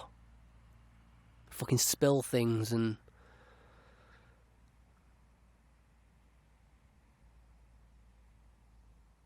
Well, maybe that's why I think about those times so much. You know, I'd have loved to be able to carry on going fishing with my dad, even as an adult. You know, like any other father and son get to carry on doing that, but we couldn't. Like, those memories for me are just confined to my fucking childhood because he got sick, and we tried carrying on, like, taking him fishing and stuff, but you know, like I say, he couldn't drive, so then I started to drive him. But then he couldn't get over the stile. Like, there's always like a stile to these fields and stuff. He couldn't walk through the fucking, like, the long grass to get to the pond. You know, so then we found somewhere that was, like, had a pavement that took you straight to the pond. But then he couldn't hold the fucking fishing rod. And it just pisses me off, man. I'm thinking, I'm getting upset now thinking about it. I'm thinking I could have fucking held the rod for him. Do you know what I mean? But even then, there's like I said, there's certain sanitary problems that would have made even that difficult. You can't just fucking go out for the day. You need to be near a bathroom. You need to be near somewhere where you can fucking clean yourself up, sort yourself out. It's just shitty, and I know, you know what, I know people have had it worse. I know, you know, people have had it dealt a worse hand than my dad. But that comparison shit doesn't fucking do anything either. It still just makes me fucking angry, man. And then I'm lashing out at family as well. Like, I'm having to go at fucking Leanne and my mum every now and again. Like, just at petty shit. And I've got no patience with the kids. I remember, like, Roman got in the car with me. I picked him up from school, I think it was, and it was a couple of days after my dad had died. And he says, "Have you had a good day?" And I'm like, what sort of stupid question is that? I said, "My dad died the other day, Roman." And then he said, "Oh, well, have you had a good day apart from that?" And I'm like, "Shut up. Like, don't talk to me." And you know what? It's actually a nice sentiment.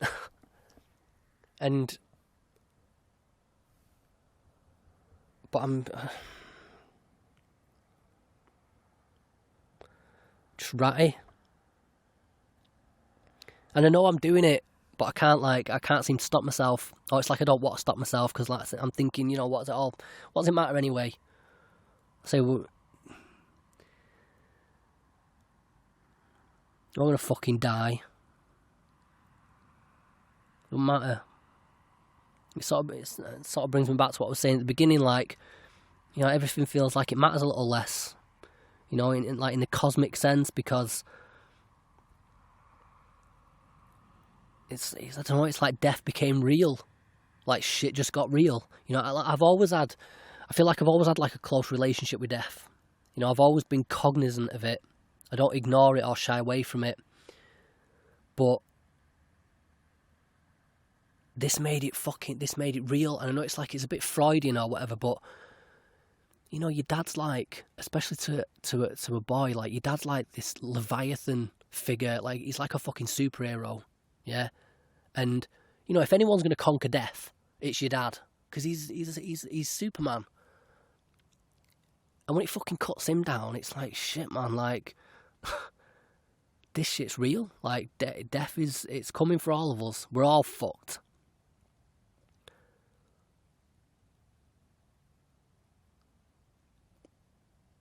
But also, everything feels like it matters less in, like, the more immediate sense. Because, like I said, you know, my dad was the person I wanted to impress. Whenever I've sort of dared to imagine succeeding at anything that mattered, my dad was the first person I always imagined telling, and he never got to see me make anything of myself, and now he never will. And not that I don't want to impress anyone else, like my kids and Leanne and stuff, but I don't know. It's just it's less for some reason. I remember when my parents arrived at the bar after I'd done the bar up and stuff. It was my dad's face. I always remember his face. He was not expecting that shit. He was not expecting that I'd have built that place. He was fucking blown away. And it was priceless to me, that. I'll always remember that. And I think my dad believed in me as well. Like, I'm not sure anybody else does. Like, they say they do. Do you know what I mean? Because, like, family obligation and all that. But I think it's because they think it'd be nice. Like, if Danny made something of himself, it'd be nice. It's a nice idea. But I think my dad actually thought it was possible. He actually believed in me. And I just wish I'd have done it in time, because it'd have been a shared victory. I've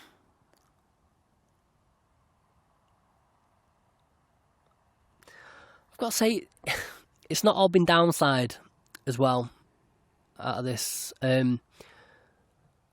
It's opened my eyes a little bit. It's made me feel like sort of inspired, I guess. It puts things into perspective. I stress out a lot. I stress out about things that my dad would have never even fucking paid any mind to. And it makes me realise I need to chill out a bit more. It's made me see like the transience in things. In moments. Like when I'm playing with my kids and stuff like that, I've always enjoyed it, but I've been immersing myself in it a bit more. Because I just think, my dad used to do this with me.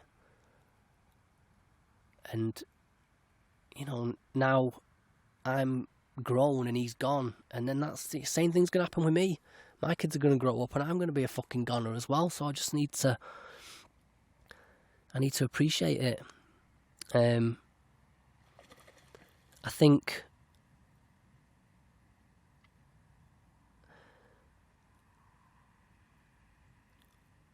I feel sort of strangely comfortable with it, with the fact that it's happened as well. I've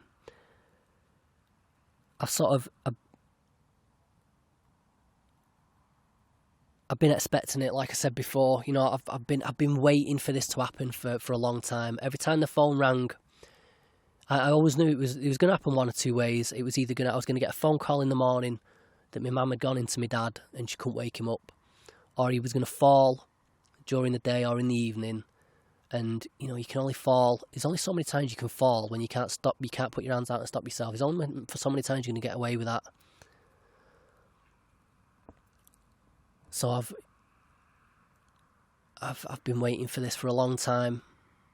I'm just lucky that I got away with it for so long. The other thing is, as fucking cruel as this disease is, my dad was lucky in the sense that, like I said, the onset for him was quite late. My dad got 45 years before it started getting to him, which, obviously extends life expectancy. He also didn't have some people have like muscle spasms, like really bad cramps and stuff, which can be, fucking like agony, especially when you're older and stuff. And there's things like people go blind with it. Some people with it have like cognitive impairment. I think apparently symptoms that are sort of similar to like Alzheimer's and things like that. My dad never had any of that. Really bad heart problems, he never had that. He always had a fairly strong ticker. So yeah, And I don't feel 100% comfortable saying this, but it feels like maybe it came at the right time. Because, like I said, my dad never suffered with it. He struggled, but then he started to struggle real bad. And it was almost like it picked up pace. The illness had picked up pace this past year especially. And it's all right for me to say that it didn't matter if my dad would have ended up bedridden. I'd have been there for him. And that's like yay me for being loyal or whatever, but he fucking wouldn't have wanted that. That might have been too much for him. I guess it's sort of like he turned a corner recently, and it was only going to get, it was always bad, but it was going to start getting fucking real bad. I don't know that he'd have wanted that. So yeah, like I say, in that sense, it maybe came at the right time. I don't know.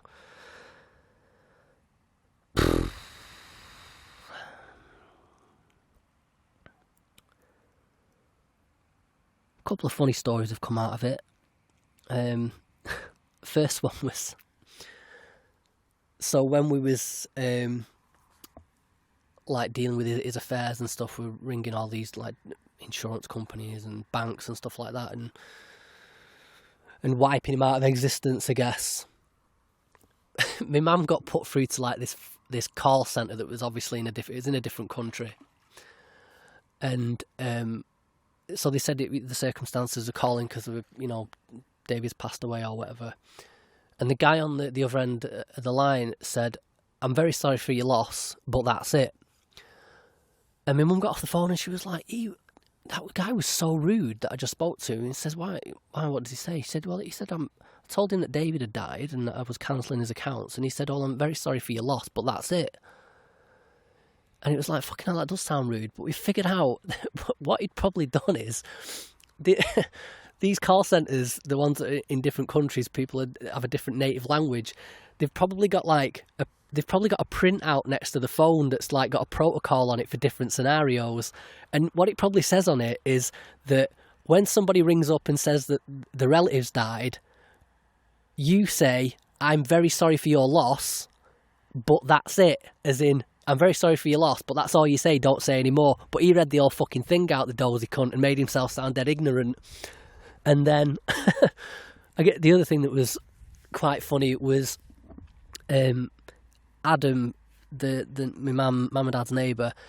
He's I hope my mum doesn't listen to this. This will give the game away. But apparently, when someone's been cremated, you can get the ashes sort of compacted into a diamond, and then you can get the diamond put in a ring. And he's getting one of them made for my mum out of my dad's ashes.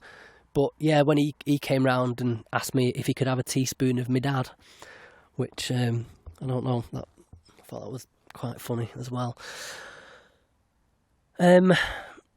So yeah, what next? So yeah, it's been 3 weeks still not a funeral. It's because there's investigations going on. Because they couldn't find a cause of death. So they told us he had a heart attack. Apparently it wasn't a heart attack. He had cardiac arrest. And we need to know what caused it. And he went to the coroners. They couldn't establish what caused it. So he's ended up at the police coroner, where they've had to do like a proper autopsy and that. And still waiting. Still don't know what actually killed him. And apparently it could take up to like 12 weeks till we find out. But we've been given like the go ahead to have a funeral and stuff. So yeah, we're gonna do all that. Like I said, I'm not really bothered about the funeral and stuff like that. I'm gonna fulfil my duties, but I'm not really into it. But the one thing we are gonna do is, my dad always said he wanted like a Viking send off, like put his body on a boat and then like fire a flaming arrow onto the boat and it like get cremated that way. Well, we can't fucking do the real deal for him. I wish I could. I wish I could have. If I could if I could afford it, I'd fucking do it. Even though it's highly illegal. I couldn't give a shit. I'd do it, but I can't afford a fucking real Viking boat. But we're going on like a family holiday to Teignmouth down south at the end of August. And he was supposed to be coming with us. But what we're going to do is we're going to get a little model Viking boat, and going to put his ashes in it, send it out to sea, and burn it. And when I say a little model boat, I'm not going for a puny one. I am gonna go as fucking big as I can find. I'm gonna try and find something that's maybe maybe a meter or two long. I'm gonna try and do it as big as I can afford and as big as I can get away with. And again, even we've been looking into it, and apparently that's like highly illegal. But I'll tell you what, right? If the government can pour piss and shit and plastic waste into the ocean, my fucking dad can have a Viking funeral. They can kiss me ass. So.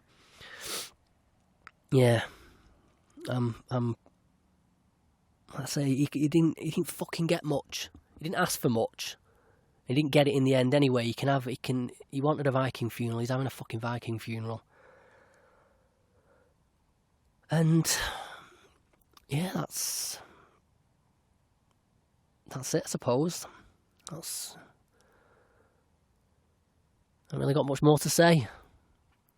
Oh, we're on time-wise. Fucking hell, I bet we've gone about 2 hours here. I'm sorry, guys. I've done some rambling, but I don't know. I needed to do it for me as much as give you guys something to listen to. So yeah, I don't know what else to say. I'm gonna miss him so much. Like I said in my Facebook post, it was an honour to call him my dad, and he was my best friend. And you know, I don't do friends. I ain't got any friends. But he was my friend, whatever a friend is. And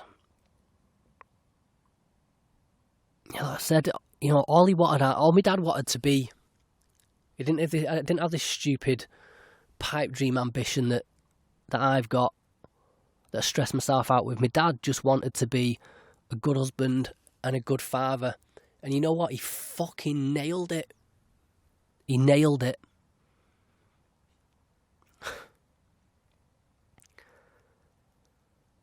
And I'll tell you what I'm going to do. I want to finish this episode with a bit of a call to action, I think. My dad had got a kick out of this. He used to like me showing him mad shit on the internet. So I honestly can't tell you the amount of comfort I get in knowing that my last words to my dad were literally, "I love you," telling him that I loved him. So I would absolutely love it if this episode would inspire some of you guys to pick up the phone, call your dad or your mum or whoever, anyone for that matter, someone who you do love but you maybe haven't told them for a while, and just tell them that you love them, you know, because they're not going to be around forever. And yeah, and then let me know what happened. Send me an email, danny@myownworstenemy.org. Even better if you haven't got the balls to make a phone call. I know a lot of you sort of wince at that idea. If you could send them a text or a message, or like a message on Facebook or WhatsApp or whatever, because then you can send me screenshots of the responses that you get. And yeah, they'd appreciate it, I'd appreciate it, and trust me, you'll appreciate that you did it in the end as well. So I'm going to leave it there because I'm freezing my twat off out here now, and I've said everything I wanted to say. And yeah, thank you for listening.